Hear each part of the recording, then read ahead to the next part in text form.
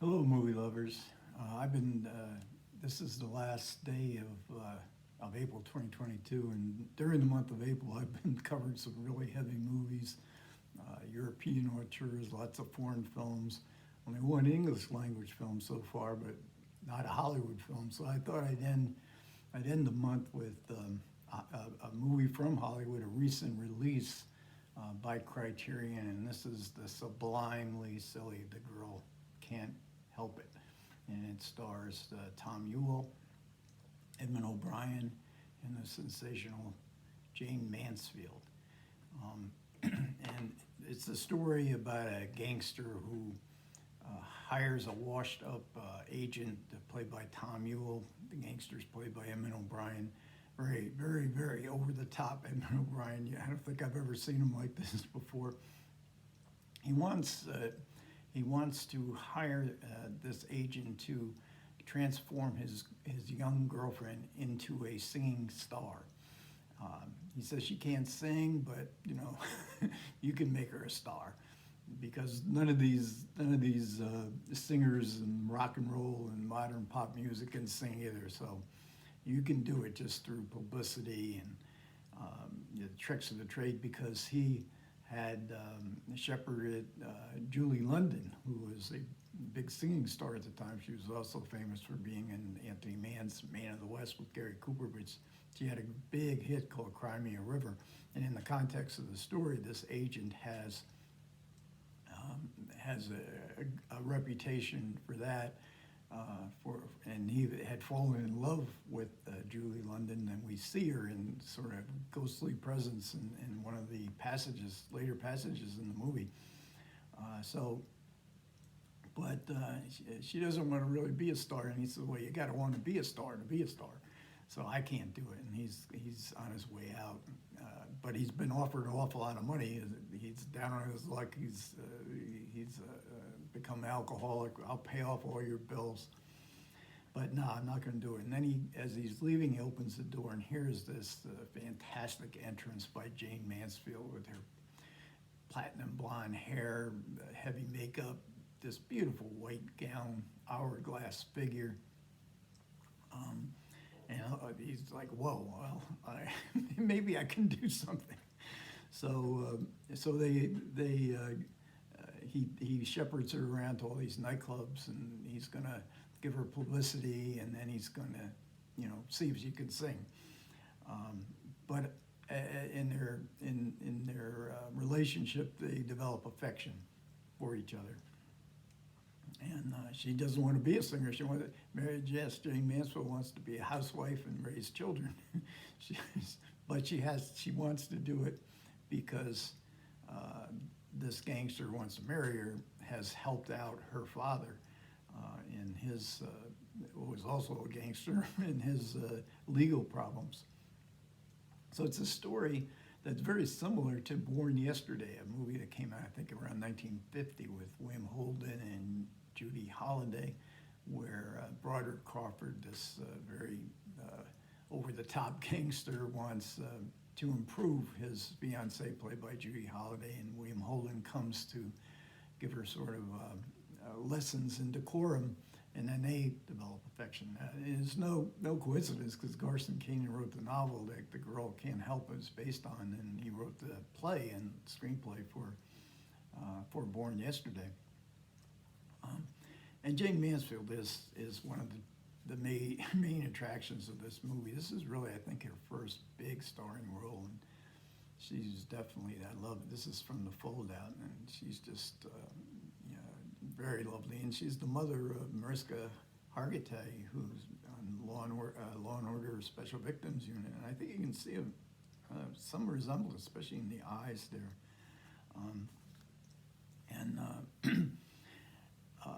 And as they're going around, as Tom, and her character's name is Jerry.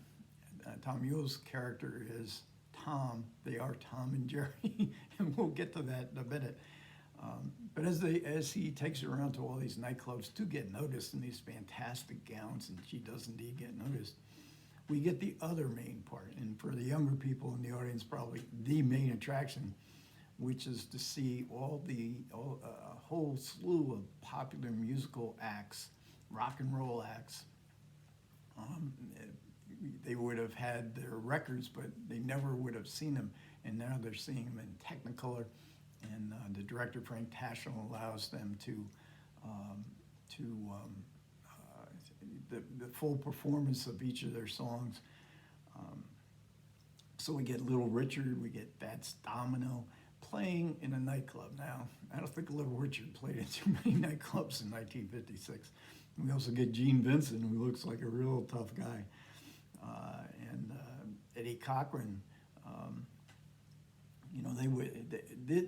Rock and roll was in 1956 was considered dangerous. It was associated with juvenile delinquency. Juvenile delinquency was considered by many people in the middle class to be the scourge of their times. And but we also get some real good singers, some crooners, like the Platters. Platters are here, and they were really one of my favorites, still are, and they were in the Great Pretender. One of their great hits was featured in the Bitter Tears of Petra von Kant, that video I made about a few days ago.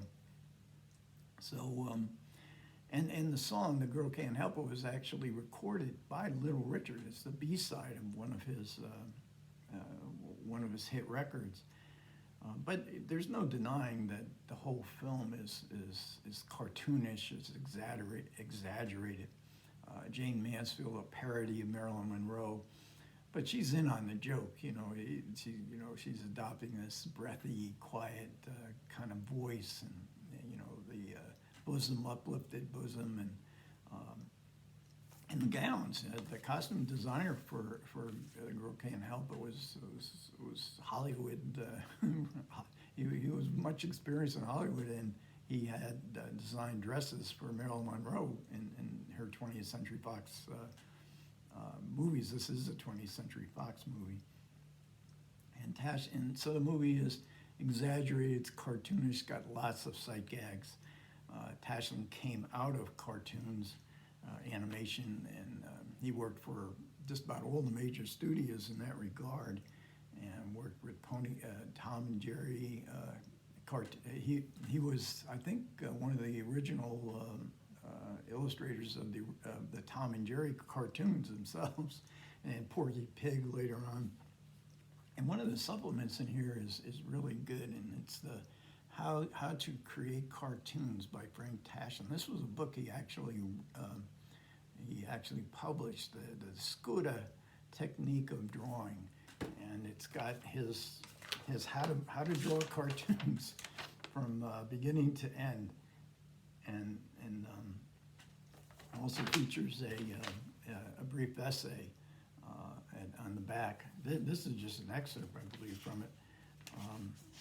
But he believed that you all they had to do was learn how to draw squares, circles, oval, triangles, and that made art, comic art. That's a great supplement, and Tashlin then became a gag writer and started out in directing movies with Bob Hope, and then made 8 films with Jerry Lewis, some with Dean Martin, and some Lewis on his own after they broke up. And he was a real mentor to Jerry Lewis. So Jerry Lewis then started directing his own movies, and always credited Tashlin, who was sort of like the older brother that Dean Martin was before Dean Martin left their comedy act. So amongst the other great supplements in this, and I mean, this is really Criterion went all out with this release with supplements. They do have a commentary. It's from 2004 for the DVD that was released in 2004 with Toby Miller commentary. It's very good. He did make one egregious error when Jayne Mansfield was walking up the steps going in an apartment, and she's turning the eyes of everybody on the street. A milkman comes out, And a great sight gag as she passes by when the milk containers pops open and all the milk goes flying out of the milk bottle. And Toby Miller identifies this milkman as Phil Silvers. It was clearly not Phil Silvers, who I believe at that same time was playing Sergeant Bilko on television. Then we get an interview with John Waters. This is also from 2004. And he credits The Girl Can't Help It, Jayne Mansfield, as major influences on his own on his films. We get an essay, a video essay from David Carnes. Now this is a recent one, brand new one, and he talks about Leanne Shamroy, the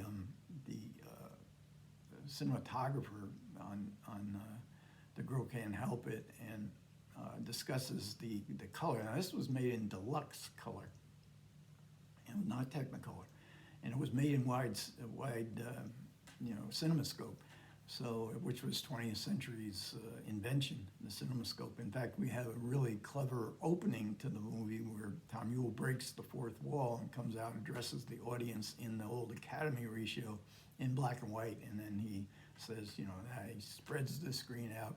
And then he says, but black and white, we got to have color. And then the scene turns to color. And there is, I would be remiss in not saying that there's a great deal of disappointment amongst the picture quality brigades that are on different movie websites. And disappointment in the look of the film, that the colors are all wrong. And the way I take it is because there's too much blue in the background. And I did notice that, especially in the opening scenes, but it gradually faded away. And David Carnes never mentions, that this is not the right color encoder, but that Shamroy had to use, because this was such a vibrant color, he had to use grays and blues in the background to set the foreground into where the colors would be more focused and detailed. And boy, I tell you that I don't care what that background looks like. The foreground in this film looks absolutely fantastic, and to me the colors look great. And one of the things I really noticed about The Girl Can't Help It is that the colors, the facial. If it's very detailed, but the facial colors seem absolutely perfect. And to see a film color film from the 1950s, where sometimes I have to, some of the scenes there, they all look orange and then they're pale, too pale. They're absolutely fantastic. And there's several segments in it where the color just is overwhelming. For instance, Abby Lincoln was sort of a jazz singer. I actually was an actress too, Nobody But a Man, something like that. One of the early black-themed films in the early '60s. But she comes out to sing a song, and she's like, you can see her in a fantastic gown that was modeled after the gown that Marilyn Monroe wore in Gentlemen Prefer Blondes. And she comes out, Abby Lincoln comes out, and she's sort of in semi-darkness, and then all of a sudden they turn the lights on. It's just a spectacular blue dress, and so to me the color looked bad. To not get this film because it's not what it was supposed to be, and it's never going to be what it was supposed to be. This is owned by Disney now, so they're not going to do any more restorations, and even if it can be restored to the way that whatever the picture quality people say it's supposed to look. Then we get a segment with two Baltimore disc jockeys who are well versed in the pop music of the 1950s, and so they go through all the different groups. And I've only mentioned a few. There's quite a few more. One of the groups that came out was a group called Chuckles, the Chuckles, and I had never heard of them. Never heard of them. My sister is a bit older than me. I asked her, and she had never heard of them either. And they didn't seem to fit. They didn't seem to be rock and roll lead singers playing an accordion. But then we learned that that lead singer accordion player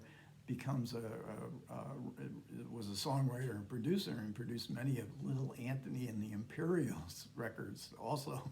like the platters, just beautiful, smooth ballad years.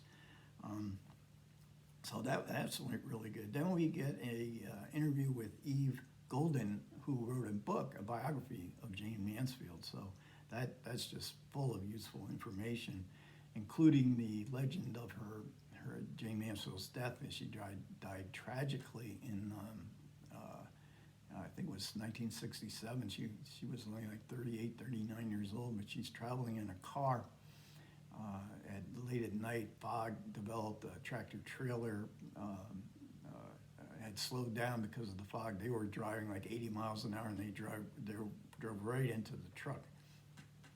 And the legend was that she had been decapitated, which was not true, but she died instantly, as the two adults in the front did. 3 of her kids were in the back seat sleeping, and they were spared. They were only suffered minor injuries, and one of those was 3-year-old Mariska Hargitay. So then we get a podcast with Karina Longworth, and I don't normally listen to those, but I thought, well, I'll give it a shot, and it turned out to be great. This is, I think, from 2017. Those previous 2 supplements are brand new supplements, and she also goes through the Jayne Mansfield story, because 20th Century Fox dropped her in the early 60s, and then she went on to make some really trashy films that she got involved with. A director, what was his name, Matt Simber, I think, who went on to make sexploitation movies, and so she was basically appearing in nightclub acts, I guess, at the time of her death, because I think I think that's what she was on her way to, a nightclub appearance. And a television, I think she was on her way to a television interview the following morning of the crash. So overall, and we do get a fold out. It has a really, terrific essay, and as always, you can find this on the Criterion.com website as well. Lots of great pictures from the times, or from the movie. So thanks a lot for everybody who managed to listen. I do appreciate it. Comments are always welcome. Take care.